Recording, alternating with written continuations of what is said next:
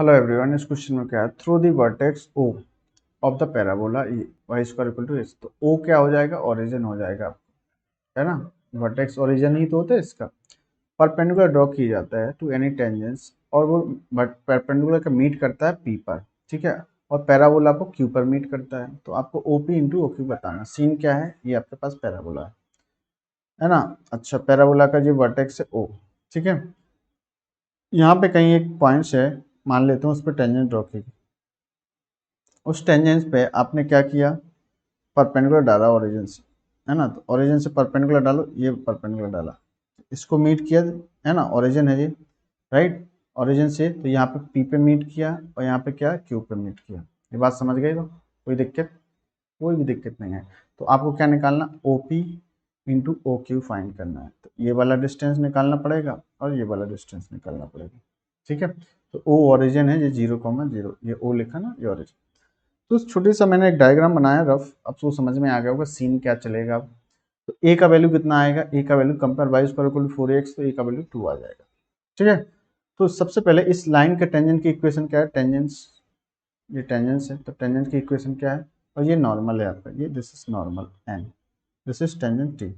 तो टेंजेंट्स की इक्वेशन क्या है, y equal to m x plus a upon m होता है। तो ए का वैल्यू आप निकाल चुके हो, तो कितना आएगा, y equal to m x plus 2 upon m, ये टेंजेंट आ गया। तो नॉर्मल क्या आ जाएगा, नॉर्मल तो ओरिजिन से पास होता है, नॉर्मल। तो नॉर्मल क्या आ जाएगा, ओरिजिन से पास होने वाला मतलब ओपी की इक्वेशन। ओपी कितना है, वाई इक्वल टू माइनस के 1 अपॉन एम स्लोप हो जाएगा उसका, इसका स्लोप एम है तो उसका, और इंटू एक्स, ओरिजिन से पास होता है, सी कंपोनेंट नहीं रहेगा। अच्छा, तो ये आ गया। अब देखो, आपको क्यू पॉइंट्स निकालना है। तो क्यू पॉइंट्स कैसे निकालोगे अब बताओ। तो इस नॉर्मल को, आपको पी क्यू को सॉल्व करो इस पैराबोला के साथ, तो सॉल्व कर दो दोनों को, तो कितना आ जाएगा, वाई का वैल्यू आप जी वाला पैराबोला में रख देते हैं, तो कितना आ जाएगा, एक्स स्क्वायर, है ना, और एम स्क्वायर इक्वल टू कितना आ जाएगा आपका 8x। तो x इक्वल टू एक जीरो आ जाएगा, और एक x equal to 8m square आ जाएगा। तो x का वैल्यू आ गया, तो y का वैल्यू आ जाएगा, इसमें रख दो आप, जी उठा के इसमें डाल दो x का, तो कितना आ जाएगा, 8m आ जाएगा, माइनस का 8m। तो आपके पास पॉइंट्स भी आ गए, कौन सा पॉइंट्स, x और y, मतलब q के कोऑर्डिनेट आ गया। तो q कितना आ गया, q आ गया माइनस, इस q आ गया 8m स्क्वायर कॉमा माइनस का 8m, q आ गया। अब डिस्टेंस निकालना स्टार्ट करते हैं। डिस्टेंस क्या निकालेंगे, सबसे पहले आप ओ क्यू निकाल लेते हैं। O Q distance formula, origin से क्यू का डिस्टेंस, है ना, क्यू पॉइंट पता है। तो 64m square plus x2 minus x1, और 64m स्क्वायर, ये पावर 4 हो जाएगा क्योंकि एम स्क्वायर ऑलरेडी है। तो 8 मॉड एम बाहर आ जाएगा, राइट, अंडर रूट में 1 प्लस एम स्क्वायर बचेगा। This is O Q. यहाँ तक बात समझ गए होंगे आप। मॉड क्यों आए, क्योंकि जो रूट से निकलता है आइटम, जैसे एम है, एम का साइन नहीं पता तो मॉड ऑफ एम लग जाए।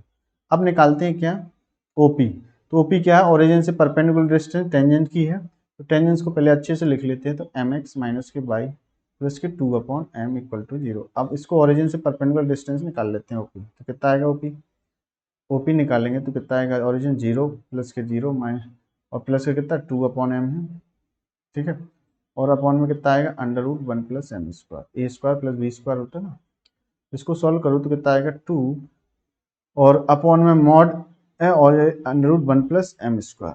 तो मॉड एम आया, बाकी तो पॉजिटिव था तो रूट से बाहर निकल आया, ये ओपी आ गया।